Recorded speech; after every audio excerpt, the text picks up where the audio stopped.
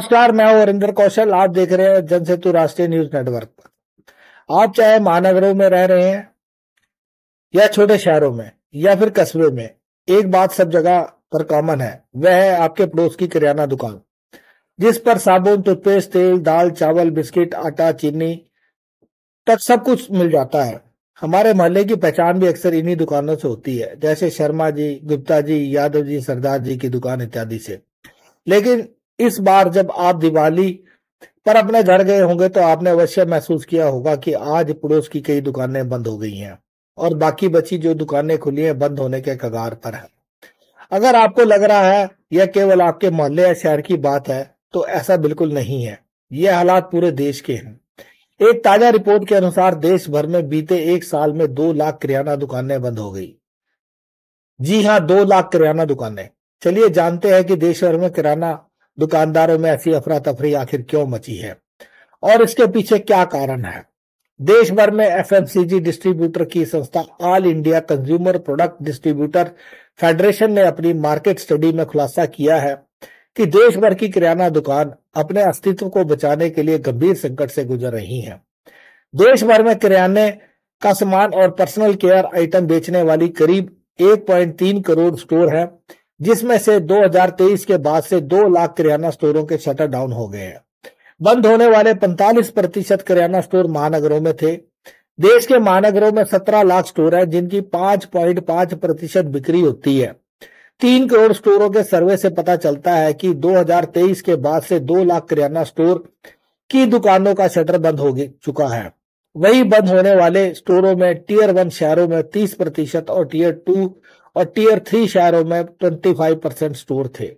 सर्वे के अनुसार टीयर 1 शहरों में 12 लाख स्टोर, जिनकी औसत मासिक बिक्री 3.5 लाख रुपए है। वही टीयर 2 शहरों और लोअर शहरों में सामूहिक रूप से 1 करोड़ स्टोर है, जो हर महीने औसतन 2.5 लाख की बिक्री करते हैं।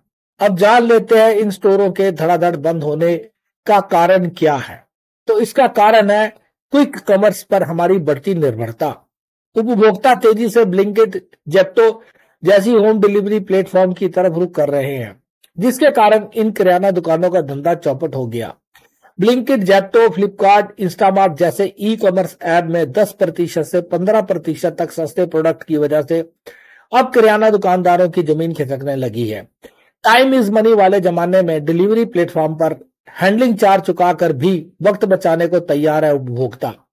जानकर बताते हैं, जो किराना स्टोर सुपरमार्केट बूम के वक्त भी अपना अस्तित्व बचाने में कामयाब रहे, वही अब क्विक कॉमर्स की एग्रेसिव मार्केट और ग्राहकों की बदलती पसंद के कारण उनको अपनी दुकानों को बंद करना पड़ रहा है और वह ढेर होते हुए नजर आ रहे हैं। वैसे एफएमसीजी उद्योग के आंकड़े भी इस ओर इशारा करते हैं।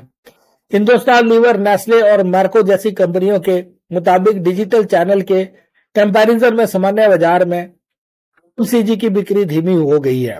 एफएमसीजी कंपनियों की बात करें तो उनका फोकस भी क्विक कॉमर्स की ओर है। नेस्ले, पार्ले, इमामी, मैर्को जैसी कंपनियों की सालाना आय का 30 से 50% का हिस्सा भी ई कॉमर्स से ही आ रहा है। हाल ही में आई एनआईक्यू की रिपोर्ट भी क्विक कॉमर्स की रैपिड ग्रोथ का पता चलती है। इस रिपोर्ट में बताया गया कि 31% शहरी अपना किराना सामान क्विक कॉमर्स कंपनियों से ही खरीदते हैं। वही 39% इनका उपयोग टॉप अप खरीदारी के लिए करते हैं। सबसे लोकप्रिय कैटेगरी में रेडी टू ईट किराने का सामान और स्नैक शामिल हैं। यह रिपोर्ट ऐसे टाइम पर आई जब भारतीय प्रतिस्पर्धा आयोग यानी सीसीआई पहले से ही प्रीडेटरी प्राइस और अन्य अनुचित प्रथाओं के लिए ऑनलाइन कॉमर्स प्लेयर्स की जांच कर रहा है। दरअसल क्विक कॉमर्स हमें जिस कीमत पर माल बेच रहे हैं, उस कीमत पर सामान देना किराना दुकानदारों के बस में नहीं है। हाल ही में सरकार के पास भी शिकायतें आई हैं कि कुछ ई कॉमर्स कंपनियां ग्राहकों को लुभाने के लिए भारी छूट दे रही हैं। ब्लिंकिट, जिप्टो पर तो हाल यह है कि एमआरपी से भी कम पर सामान बेचने के आरोप को वह झेल रहे हैं।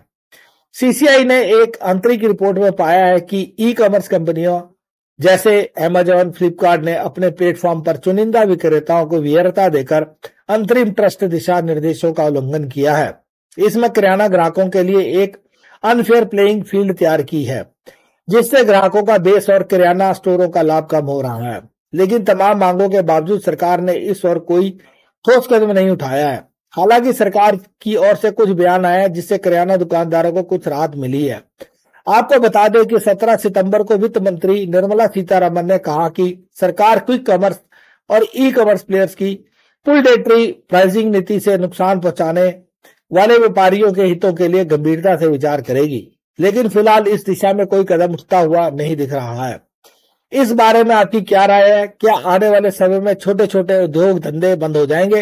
अगर ऐसा हुआ तो बेरोजगारी का स्तर क्या होगा, आप जान सकते हैं। इस वीडियो में इतना ही। कल हाजिर होऊंगा फिर किसी मुद्दे के साथ। जन सेतु की रिपोर्ट।